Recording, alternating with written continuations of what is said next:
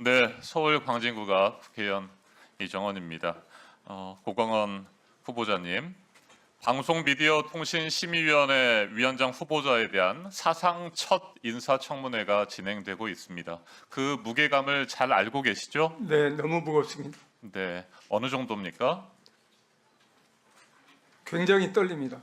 떨리십니까? 네네. 네, 형식적 민간 기구였던 방미심의 청문회 대상이 아니었는데 위원장 후보자에 대한 인사청문회가 도입된 취지가 뭐라고 생각하십니까?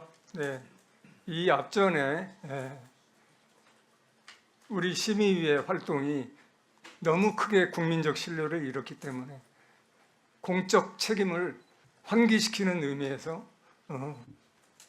그렇게 정책을 바꿨다고 네, 생각합니다. 신뢰를 잃은 가장 큰 이유 중에 하나는 사실상 방미심의가 검열기관의 역할을 했다라고 하는 이유라고 저는 생각합니다.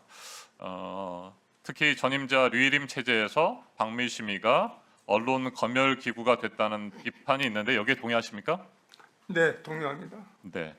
앞서서도 얘기가 나왔습니다만 MBC의 바이든 날리면 발언 보도와 관련해서 당시 방심위는 MBC에 과징금 3천만 원 처분을 내렸죠.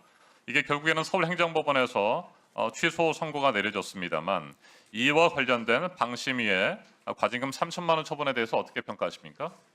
그 자체는 아주 뼈아픈 대목입니다. 과징금을 너무 중하게 때리는 바람에 국민들의 신뢰를 더 잃은 계기가 됐다고 생각이 들고요. MBC로부터 소송을 당해서 법적으로까지 그것이 잘못됐다는 그런 인정을 받게 됐는데요. 그에 앞서서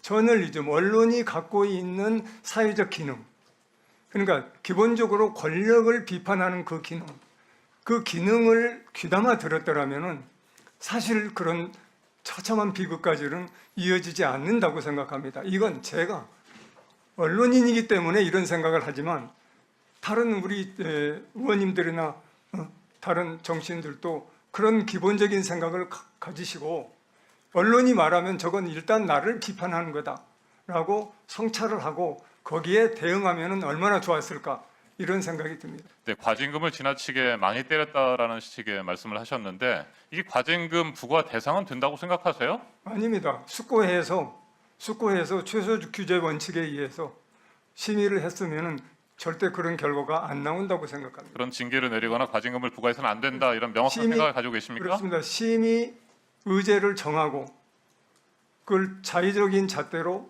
심의하고 그리고 심의하는 것도 소수가 그러니까 다수나 혹은 구인 이렇게 해서 충분한 논의를 거쳤으면은 절대 그런 결과가 안 나왔을 텐데 그렇게 소수자에 의한 심의를 하는 결과 그런 믿지 못하는 네, 알겠습니다. 결과가 나온 겁니다. 자, 후보자님, 제9대 전국 동시 지방선거가 이제 2달 앞으로 다가왔습니다. 방미심의 위원장이 되신다면 시급히 처리해야 할 과제들이 산적해 있겠지만 선거방송심의위원회가 제대로 운영될 수 있도록 지켜보고 또 관리하는 능력들도 필요하다고 생각되는데 2024년에 22대 총선 선방위를 보면 문제가 좀 굉장히 많습니다. 저희가 PPT 자료를 좀 준비했습니다. 이 선방심의에서 108건을 심의하고 의결했는데 이 가운데 법정 제재가 30건 그리고 행정제도가 53건이 의결됐습니다. 1997년 선방위 제도가 시행된 이래 최다 기록입니다. 자, 그런데 좀 더 자세하게 살펴보면 가장 무거운 징계로 분류되는 관계자 징계가 법정 제재 30건 중 절반에 가까운 14건에 해당됐고요. 14건 가운데 10건 71%가 온전히 MBC에만 집중됐습니다. 이건 어떻게 평가하세요? 네, 추수주의 원칙에 의해서 심의를 했더라면 이런 결과는 안 나왔을 거라고 생각합니다.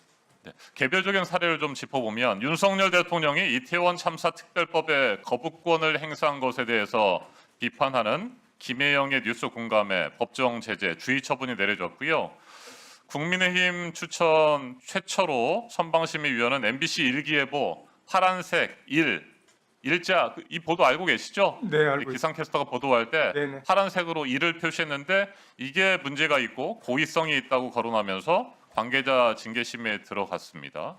또 MBC 스트레이트의 김건희 씨 명품백 도이치모터스 의혹 보도에 대해서도 공정성과 객관성 위반을 적용해서 관계자 징계를 의결했습니다.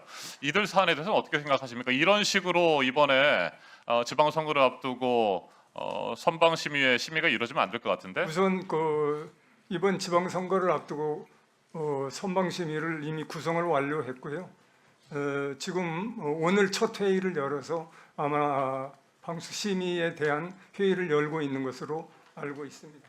그다음에 과거 선거방송심의에서 여러 문제가 된 것은 제가 지속적으로 오늘 이 자리에서 이 얘기하지만 독립성을 결여한 상태에서 너무 과잉 적용을 하고 소수인이 결정을 하는, 그래서 이런 결과가 나온 측면이 많기 때문에 제가 이끌어가는 위원회는 전혀 그렇게 하지 않겠다는 것을 약속드립니다. 네, 공원련 출신 사무총장과 모니터 단장까지 지냈었던 박기환 씨의 이해 충돌 우려에 대해서 좀 더 자세하게 설명 좀 해주시기 바랍니다. 네, 이해 충돌 우려가 분명히 있죠.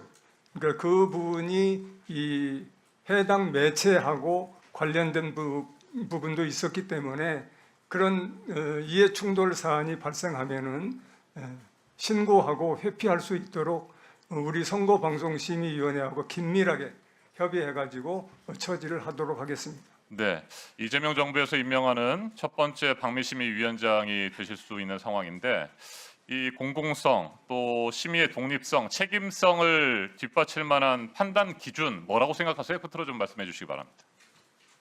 제가 보기에는 사회적인 쟁점이나 갈등 사안에 대해서 다양하고 균형 잡힌 시각으로 공론장을 지키게 해줄 수 있는 그런 역할이 가장 소중하다고 생각합니다.